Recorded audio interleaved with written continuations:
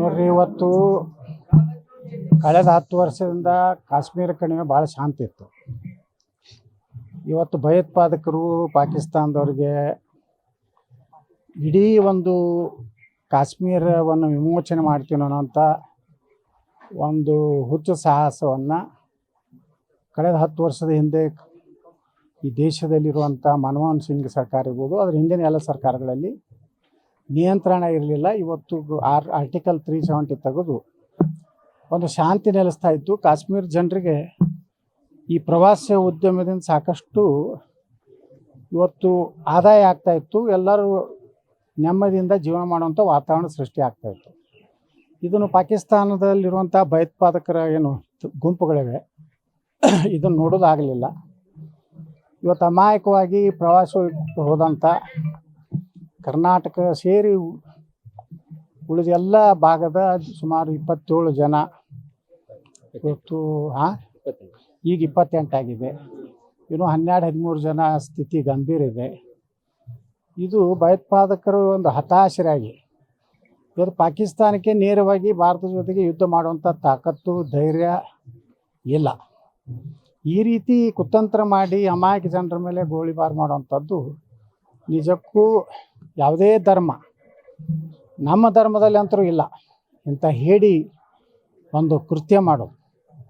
ಅದು ಇಂಥ ಹೇಡಿ ಕೆಲಸ ಮಾಡುವಾಗ ಒಬ್ಬ ಇಸ್ಲಾಂ ಮುಲ್ಲಾ ಆಗಲಿ ಜಾತ್ಯತೀತ ನಾಯಕರು ಖಂಡನೆ ಮಾಡೋದು ಬಿಟ್ಟು ಭದ್ರತಾ ವೈಫಲ್ಯ ಅಂತ ಹೇಳ್ತಾ ಇದ್ದಾರಲ್ಲ, ಇದು ದುರಂತ ಈ ದೇಶದ್ದು. ಇಂಥ ನಕಲಿ ಜಾತ್ಯತೀತ ಷಂಡ ಜಾತ್ಯತೀತರು ಏನು ದೇಶನಾಗ ಅದಾರ, ಇಂಥವರಿಂದ ಈ ದೇಶಕ್ಕೆ ನೆಮ್ಮದಿ ಸಿಗ್ಲಿಕ್ಕೆ ಸಾಧ್ಯ ಇಲ್ಲ. ನಮ್ಗೆ ವಿಶ್ವಾಸ ಇದೆ, ಪ್ರಧಾನಮಂತ್ರಿ ನರೇಂದ್ರ ಮೋದಿಯವರು, ಅಮಿತ್ ಶಾ ಅವರು ಈ 28 ಜನರ ಏನು ಹತ್ಯೆ ಆಗಿದೆ ಇದರ ಶೇಡನ್ನು ಪಾಕಿಸ್ತಾನದ ಮೇಲೆ ನಿಶ್ಚಿತವಾಗಿ ತಗೋತಾರೆ. ಸಂಪೂರ್ಣವಾಗಿ ಭಯೋತ್ಪಾದನೆ ನಾಶ ಆಗಬೇಕಾದ್ರೆ ಈ ಒಂದು ಜಾತ್ಯತೀತ ಅನ್ನುವಂಥ ಶಬ್ದ ಹೋಗ್ಬೇಕು. ಯಾರೇ ದೇಶದ ವಿರುದ್ಧ ಹಿಂದೂಗಳ ಮೇಲೆ ದೌರ್ಜನ್ಯ ಆಗಲಿ ಅತ್ಯಾಚಾರ ಮಾಡಿದ್ರೆ ಅಲ್ಲೇ ಗುಂಡಿಕ್ಕಿ ಕೊಲ್ಲುವಂಥ ಕಾನೂನು ಈ ದೇಶನಾಗ ಬರಬೇಕಾಗಿದೆ. ಇನ್ನು ಮೇಲೆ ನಾವೆಲ್ಲರಿಗೆ ಕೋರ್ಟು ಅವರಿಗೆ ಸಮನ್ಸ್ ಕೊಡೋದು, ಅವ್ರನ್ನ ತಂದು ಜೈಲಿನಲ್ಲಿ ಹಾಕಿ ವರ್ಷಾನುಗಟ್ಟಲೆ ಬಿರಿಯಾನಿ ತಿನ್ನಿಸಿ ಮತ್ತು ಅವ್ರನ್ನ ಬಿಡುಗಡೆ ಮಾಡುವಂಥದ್ದು, ಬೇಲ್ ಆಗುವಂಥದ್ದು, ಇದೆಲ್ಲ ತಪ್ಪಬೇಕಾದ್ರೆ ನೇರವಾಗಿ ಎನ್ಕೌಂಟರ್ ಈ ದೇಶದಲ್ಲಿ ಅನಿವಾರ್ಯ ಇದೆ. ಯಾಕಂದ್ರೆ ನಮ್ಮ ಹಿಂದೂ ಧರ್ಮ ಉಳಿಲಿಕ್ಕೆ ಸಾಧ್ಯ ಇಲ್ಲ. ಆ ಪರಿಸ್ಥಿತಿ ಇವತ್ತು ಏನಾಗಿದೆ, ಇದು ಭಾಳ ಎಚ್ಚರಿಕೆ ಗಂಟೆ. ಇನ್ನು ಮೇಲಾದರೂ ಕೆಲವೊಂದು ಸ್ವಾಮೀಜಿಗಳು ಇಸ್ಲಾಂ ಲಿಂಗಾಯತ ಒಂದೇ ಸಮಾನತೆ ಇದೆ, ನಾಲಾಯಕರು ಇಸ್ಲಾಂ ಅಂದರೆ ಶಾಂತಿ ಒಂದು ಧರ್ಮ ಅಂತೇನು ಹೇಳಿ ಅಯೋಗ್ಯ ನನ್ನ ಮಕ್ಕಳಲ್ಲಿ ಕರ್ನಾಟಕದ ಒಂದು 2-3 ಸ್ವಾಮಿಗಳು ಅದಾರೆ. ಅವ್ರು ದುರ್ದೈವ ಅಂದ್ರೆ ಅವ್ರು ಸುಮ್ಮ ಕ್ಯಾಮಿ ಬದಲಿ ಹಸಿರು ಹಾಕೊಂಡು ಅಡ್ಡಾಡೋದು ಒಳ್ಳೆಯದು ಅಂತ ಅಯೋಗ್ಯರು ಇನ್ನು ಮ್ಯಾಗೆ ತಮ್ಮ ಇಂಥ ಹಿತವಚನ ಹಿಂದೂಗಳಿಗೆ ಹೇಳಬೇಡ್ರಿ. ಹಿಂದೂಗಳೇ ಅಣ್ಣ ತಮ್ಮರಂಗಿರ್ಬೇಕಂತೇಳಿ ನೀವು ಹೇಳ್ತೀರಿ. ಆದರೆ ಬಾಬಾ ಸಾಹೇಬ್ ಅಂಬೇಡ್ಕರ್ ಅವರು ಹೇಳ್ಯಾರ 1942 ಎಂದೂ ಅವ್ರು ನಮ್ಮ ಇಸ್ಲಾಂ ಎಂದೂ ಮತ್ತೊಂದು ಧರ್ಮದವ್ರನ್ನ ಅಣ್ಣ ತಮ್ಮರ ನೋಡುವಂಥದ್ದು ಅವ್ರ ಬುಕ್ನಾಗೆ ಬರ್ತಲ್ಲ, ಅವ್ರ ಕುರಾನ್ದಾಗೆ ಇಲ್ಲ. ಎಲ್ಲ ನಾವು ಏನತ್ತಾರೆ, ಕಾಫೀರ್ ಅಂತಾರೆ. ಮೂರ್ತಿ ಪೂಜೆ ಮಾಡೋರು ಎಲ್ಲರೂ ಕಾಫೀರು. ನಮ್ಮನ್ನು ನಾವು ನಾಶ ಮಾಡೋದು ಅವ್ರ ಧರ್ಮದ ಮೂಲ ತಿರುಳು. ಹಂಗಿದ್ದಾಗ ನೀವು ಅವ್ರ ಮೇಲಿಂದ ಮೇಲೆ ಅವರು ಏನಾರೇ ಸುಮ್ಮನೆ ಮೇಣಬತ್ತಿ ತೋರಿಸಿ ಶಾಂತಿ ಮಂತ್ರ ಇವು ಏನೂ ನಡೀದಿಲ್ಲ. ಇದಕ್ಕೆ ಒಂದೇ ಮಂತ್ರ ಈಕಿಪಾಟಿಷನ್ ಅಂದ್ರೆ ಇದು ನಿರ್ಣಾಮ ಕೊತ್ತು ಹೋಗ್ಬೇಕಿದ್ದು. ಏನು ಭಯೋತ್ಪಾದನೆ ಅದಲ್ಲ ಅವ್ನು ಮಾಡಿದ್ಮೇಲೆ ಅವ್ನು ಅಲ್ಲೇ ಹೊಡಿಬೇಕು, ಅವ್ನು ಸೀದಾ ಮ್ಯಾಗ ಸ್ವರ್ಗಕ್ಕೆ ಕಳಿಸ್ಬೇಕು. ಅಟ್ಟೆ ಸ್ವರ್ಗ ಅಲ್ಲ, ಅವ್ರು ಹೇಳ್ಕೊತಾರೆ ಜನ ಅಂತಾರೆ. ಅವ್ರು ಎಲ್ಲಿ ಹೋಗ್ತಾರೆ ಯಾತ್ರೆ ಮುಗ್ದು ಈಗ ಪರ್ಟಿಕ್ಯುಲರ್ ಹಿಂದೂಗಳನ್ನ ಟಾರ್ಗೆಟ್ ಮಾಡಿ. ಹೌದ್ರಿ, ನೋಡ್ರಿ ಅಲ್ಲಿ ಚಡ್ಡಿ ಬಿಚ್ಚಿ ನೋಡ್ಯಾರ, ಆಧಾರ್ ಕಾರ್ಡ್ ನೋಡ್ಯಾರ, ನಿನ್ನ ಹೆಸರು ಏನಂತ ಕೇಳ್ಯಾರ.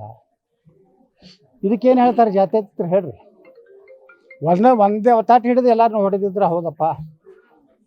ಕಾಶ್ಮೀರದಲ್ಲಿ ನೀವು ಮುಸ್ಲಿಮ್ರ ಅದಾನೋ ಇಲ್ಲೋ ನೋಡ್ಕೊಂಡು ಕನ್ಫರ್ಮ್ ಮಾಡ್ಕೊಂಡು ಹೊಡಿತೀರಂದ್ರೆ ಮತ್ತು ನಿಮ್ಮ ಧರ್ಮದಾಗ ಏನು ಶಾಂತಿ ಐತಿ? ಎಷ್ಟು ಮಂದಿ ಮುಸ್ಲಿಂ ಲೀಡರ್ಗಳು ಇವತ್ತು ಇದನ್ನು ಖಂಡಿಸ್ತಾರೆ, ಇಂಥದ್ದು ಕೃತ್ಯವನ್ನು ಖಂಡಿಸಿ ಮಾತಾಡ್ತಾರೆ. ಮಾತಾಡೋದಿಲ್ಲ ಅವ್ರು, ಒಬ್ಬರು ಮಾತಾಡೋದಿಲ್ಲ. ಈಗ ನೋಡ್ರಿ, ನಮ್ಮ ನಾಲ್ಕು ನನ್ನ ಮಕ್ಕಳು ನಮ್ಮವ್ರು ಮಾತಾಡ್ತಾರೆ. ಶಿವಸೇನಾದ್ದು ಯಾವ ಸಂಜಯ್ ರಾವತ್ BJP ಅವರು ಧರ್ಮಾಂಧತೆ ಹೆಚ್ಚು ಮಾಡಿದ್ರಿಂದ ಇದಕ್ಕೆ ಕೊಲೆ ಆಗ್ತದೆ.